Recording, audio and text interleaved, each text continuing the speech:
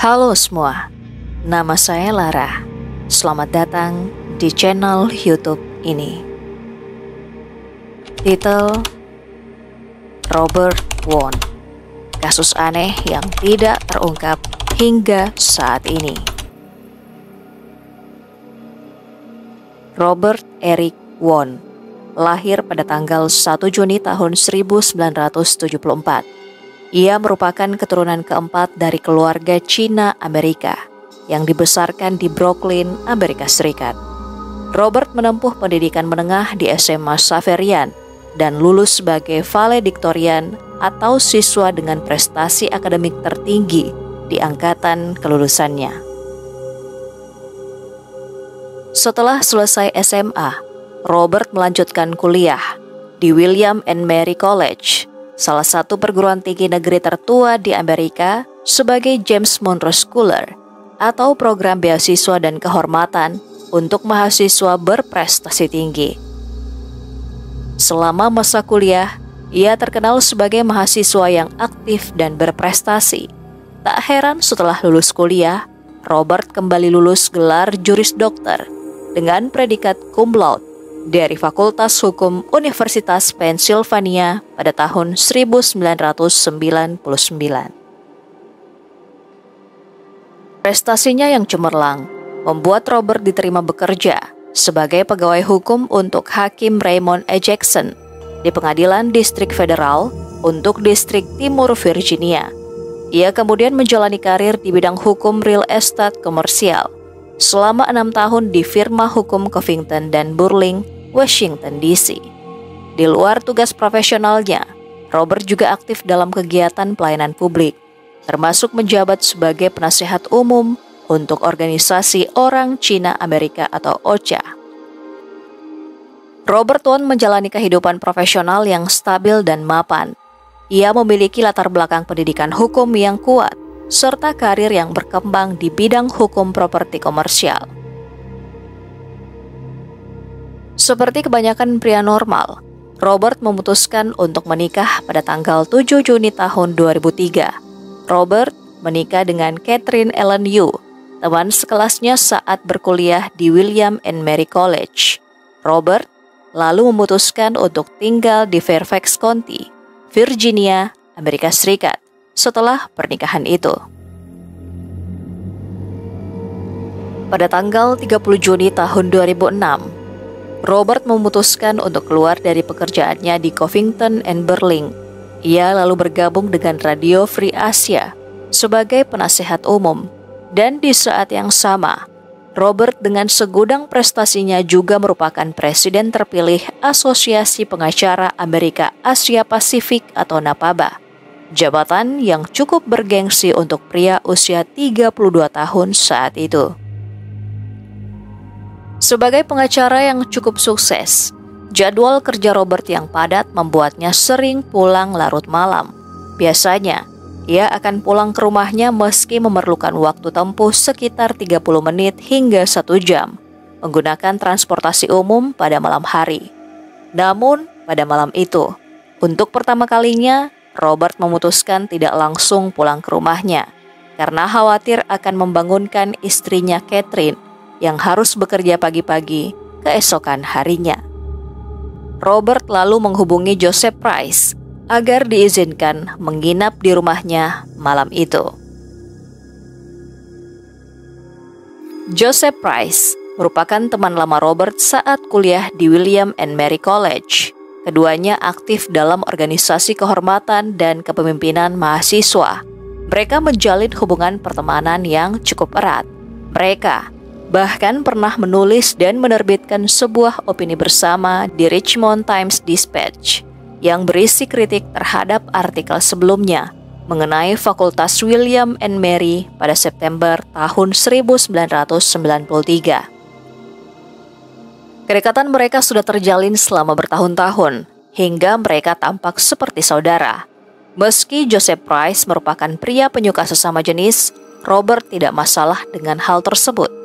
Ia bahkan menghormati hubungan yang dimiliki Joseph dengan dua pasangan sejenis Joseph. Saat menginap di rumah Joseph, Robert tahu jika Joseph tinggal bersama Victor Saborski dan Dylan Ward. Ketiganya dikenal memiliki hubungan yang dekat dan tinggal bersama dalam satu rumah yang sama. Victor Saborski adalah pasangan Joseph Price secara hukum domestic partnership. Status ini biasanya diberikan kepada pasangan sesama jenis atau pasangan heteroseksual yang memilih untuk tidak menikah, tetapi ingin mendapatkan hak dan perlindungan hukum tertentu. Sementara Dylan Ward juga merupakan pasangan Joseph yang tidak terikat secara hukum, namun memiliki hubungan emosional dan seksual dengan Joseph. Hubungan yang terjalin antara Joseph dan kedua pasangannya ini sering disebut sebagai hubungan poliamori atau 3 serangkai dalam rumah tangga mereka. Hubungan pertemanan yang terjalin selama bertahun-tahun membuat Robert tidak menaruh kecurigaan sedikit pun saat menginap di rumah Joseph, termasuk saat malam itu, malam di mana Robert sama sekali tidak menyangka bahwa itu akan menjadi malam terakhir dalam hidupnya. Malam itu tanggal 2 Agustus tahun 2006, sekitar pukul 10 malam, setelah bekerja larut dan menghadiri seminar hukum di Washington DC, Robert Won memutuskan untuk tidak pulang ke rumahnya karena dia harus kembali ke kantor keesokan paginya. Robert lalu memilih untuk bermalam di rumah Joseph Price yang terletak di kawasan DuPont Circle, Washington DC. Robert tiba di rumah tersebut sekitar pukul 10.30 malam yang disambut oleh Joseph seperti biasa.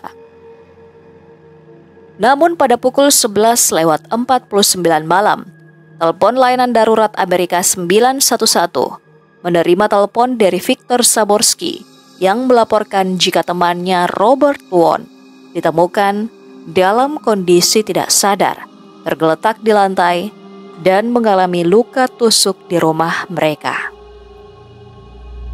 DC Emergency 911 Operator 6752. Do you need police, fire, or ambulance? Immediately, we need an ambulance. What's wrong, ma'am? We had someone that was in our house, evidently, and they stabbed somebody. Okay, somebody's inside the house now? I don't know, we heard... Are they bleeding? You see someone bleeding? Someone is bleeding in our house. Okay, where's they bleeding from? I think in the stomach. In the stomach? Is he cautious? Calm down for me. I'm going to send some help, okay? Victor lantas meminta bantuan medis segera dan mengatakan bahwa Robert tidak bernapas dengan normal. Dalam panggilan tersebut, Victor terdengar panik dan memberitahu operator 911 bahwa mereka tidak tahu apa yang terjadi pada Robert dan memohon agar segera dikirimkan ambulans dan polisi. Tim paramedis tiba 5 menit kemudian, diikuti oleh petugas kepolisian Metropolitan Washington DC. Saat petugas medis dan polisi tiba di lokasi, ketiganya tampak mencurigakan. Joseph Price, Victor Saborski, dan Dylan Ward terlihat sangat tenang. Mereka bahkan mengenakan jubah mandi berwarna putih dengan rambut basah yang disisir ke belakang, seolah baru saja selesai mandi. Jeff Becker, petugas medis pertama yang tiba di TKP, mengaku merinding saat bertemu dengan mereka. Jeff juga mencatat bahwa meskipun Robert Won memiliki 3 luka tusukan besar di dadanya, tidak ditemukan cairan merah di sekitar atau di tubuh Robert saat itu. Tubuhnya terbaring di atas tempat tidur tamu yang ditata rapi, dan tidak ada tanda-tanda perlawanan atau masuk paksa. Jeff segera melakukan pertolongan secepatnya. Saat tubuh Robert dipasang pada monitor di dalam ambulans, Robert sudah tidak lagi memiliki denyut nadi. Terdapat sayatan bedah di tubuh Robert yang terlihat seperti tindakan medis, sesuatu yang biasanya dilakukan oleh dokter. Selain itu, tubuh Robert tampak telah dibersihkan dengan spray atau handuk sebelum ditemukan. Robert sepertinya telah ditusuk, dimandikan, dan kemudian diletakkan di tempat tidur.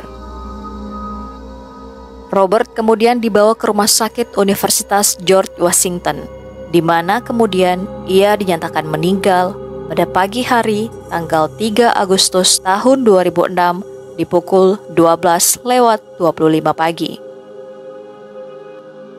Sementara itu, petugas polisi yang tiba di lokasi lantas melakukan interogasi saksi di sekitar tempat kejadian hilangnya nyawa Robert. Seorang tetangga bersaksi mendengarkan teriakan yang diyakininya adalah milik Viktor Saborski pada pukul 11 malam. Ketiga penghuni rumah tempat Robert menginap juga tak luput dari interogasi, meski mereka yang menghubungi 911.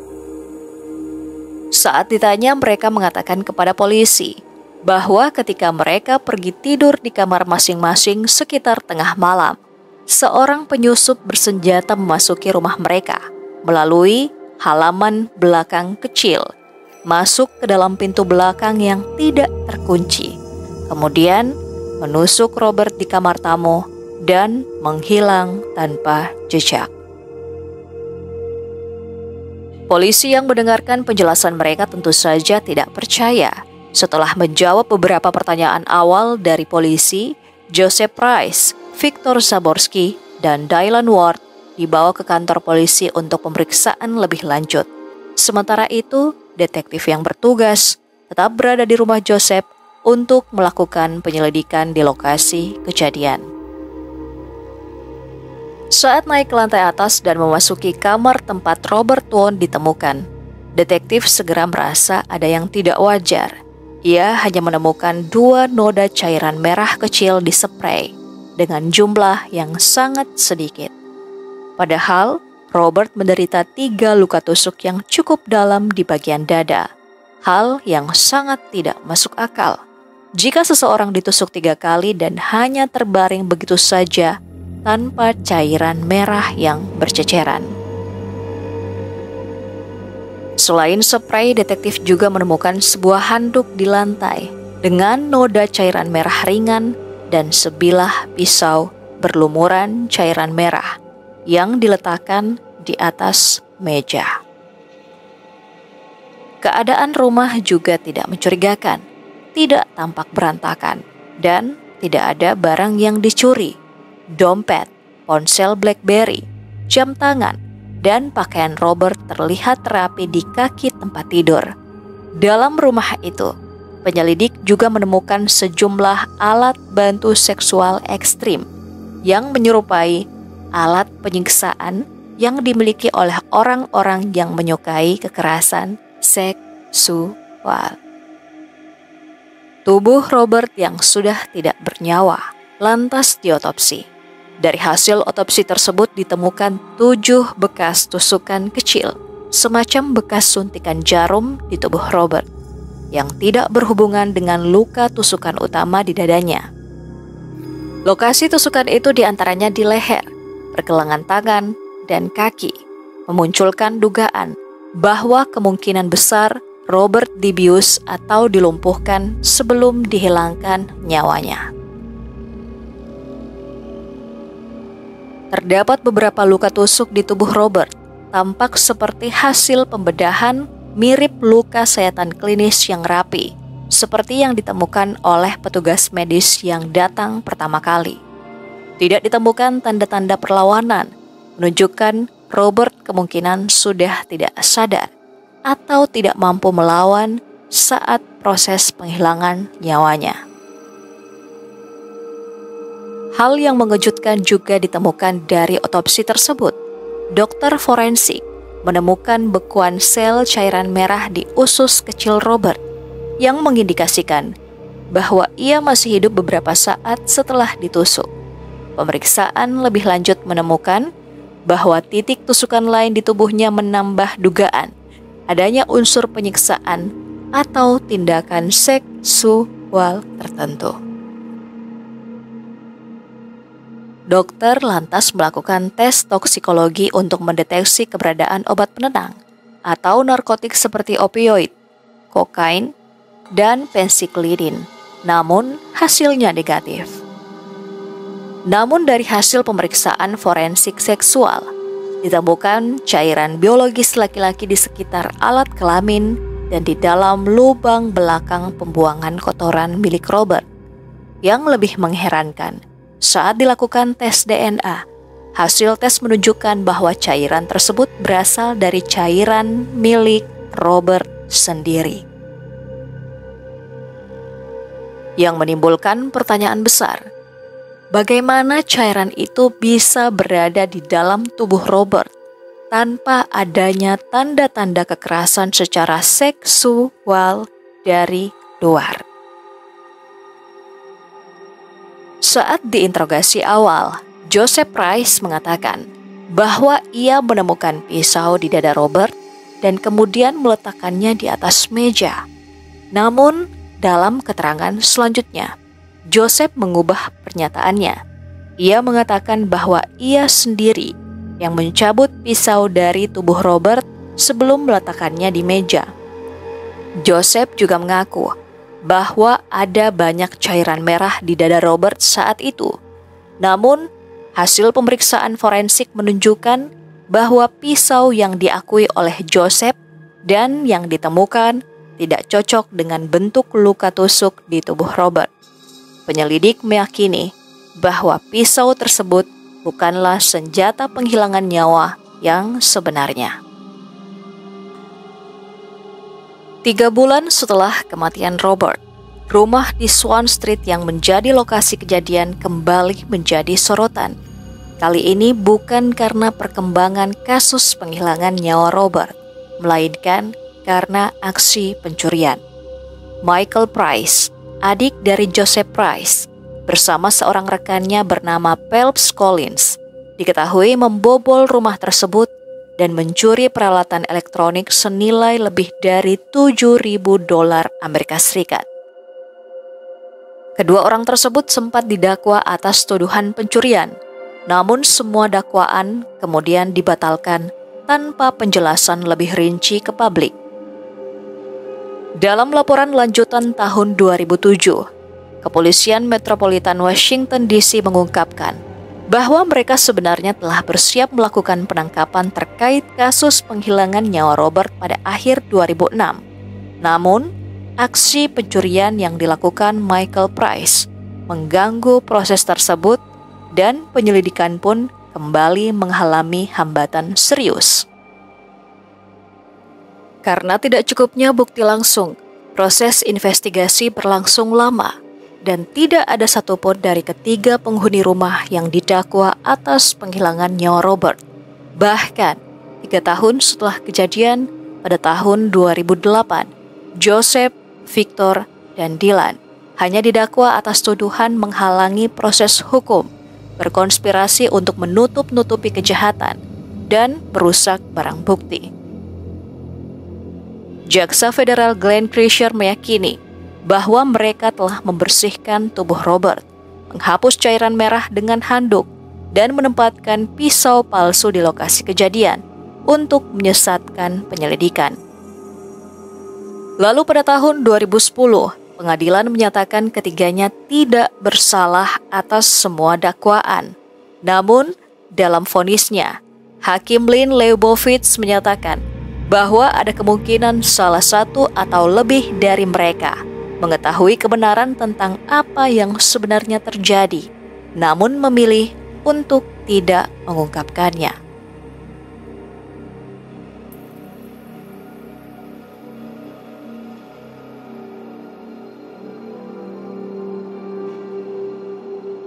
Selain kasus pidana, istri Robert, Catherine Won, juga mengajukan gugatan perdata sebesar $20 juta atas kematian tidak wajar terhadap suaminya, yang kemudian diselesaikan di luar pengadilan dengan jumlah uang damai yang dirahasiakan. Sebuah artikel yang diterbitkan oleh The Washington Blade pada tahun 2016, ditulis oleh Lau Chibaru Jr., mengungkapkan bahwa 2 dari 3 penghuni rumah Swan Street telah mengganti identitas mereka. Berdasarkan catatan publik, Joseph Price ini menggunakan nama Joseph Anderson, sementara Dylan Ward mengganti namanya menjadi Dylan Thomas. Dalam laporan tersebut diketahui bahwa sejak tahun 2013, Price bekerja di sebuah organisasi advokasi imigran bernama Americans for Immigrant Justice yang berbasis di Miami. Sementara itu, Ward memulai karir baru sebagai praktisi pijat dan instruktur pilates. Bahkan, pada tahun 2023, nama baru Ward muncul di situs web sebuah studio pilates bernama Pure Pilates yang terletak di Fort Lauderdale. Berbeda dengan Joseph dan Dylan, Victor Saborski memilih untuk tetap menggunakan nama aslinya. Ia diketahui masih bekerja di Milk Processor Education Program atau MilkPEP, sebuah asosiasi industri susu yang berbasis di Washington DC, di mana ia telah bekerja sejak tahun 1995. Catatan terakhir menunjukkan Saborski masih tercatat aktif di organisasi tersebut hingga tahun 2020. Catatan properti pada saat itu juga menunjukkan bahwa Joseph dan Victor memiliki sebuah rumah bersama di kawasan Miami Shores, pinggiran kota Miami, Florida. Pada tahun 2023, sutradara Jared Prescott merilis sebuah film dokumenter berjudul Who Killed Robert Vaughn melalui platform Peacock. Dokumenter ini menggali lebih dalam kasus yang hingga kini masih belum terpecahkan. Di akhir dokumenter, terkonfirmasi bahwa Joseph Price dan Victor Saborski masih tinggal bersama di Florida. Sementara itu, Dylan Ward alias Dylan Thomas telah menikah dan menjalani kehidupan baru jauh dari sorotan publik. Hingga kini kasus hilangnya nyawa Robert belum terpecahkan. Tidak ada pelaku yang ditangkap atau dinyatakan bersalah atas penghilangan nyawa Robert. Dan kasus ini masih menjadi salah satu misteri penghilangan nyawa paling mengganggu dan kontroversial di Washington, D.C.